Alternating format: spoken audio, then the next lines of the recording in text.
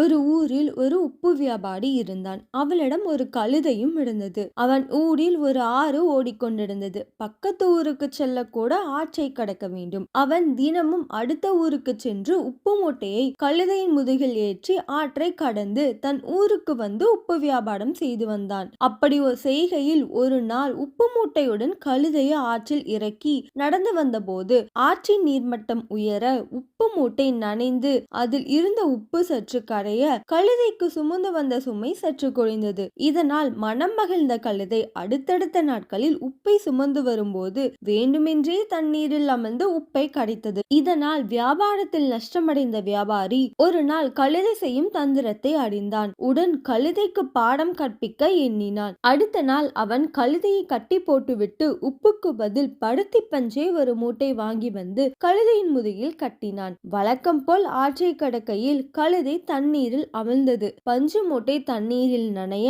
மூட்டையின் சுமை ஏறியது. கழுதையும் கடக்க முடியாமல் ஆற்றை கடந்து கரைக்கு வந்து சேர்ந்தது. தனது ஏமாற்று வேலை இவ்வளவு நாள் தன்னை காப்பாற்றி வந்தது. வியாபாரிக்கு தெரிந்து விட்டதை எண்ணி வெட்கப்பட்டது. இனி நேர்மையாக நடக்க முடிவெடுத்தது. நீதி: நாமும் நம்மை நம்பியவர் நம்பாதவர் யாரையும் ஏமாற்றக்கூடாது. அப்படி செய்தால் ஒரு நாள் நம் செயல் அவர்களுக்கு தெரிய வரும். அன்று அவமானம் அடையும் நிலை வரும். அதற்கான தண்டனையும் நமக்கு கிடைக்கும். மற்றும் ஒரு இனிமையான கதையோடு நாங்கள் உங்களை சந்திக்கிறோம். லைக் மற்றும் சப்ஸ்கிரைப் பண்ணுங்க மக்களே. வீடியோ பார்த்த அனைவருக்கும் நன்றி.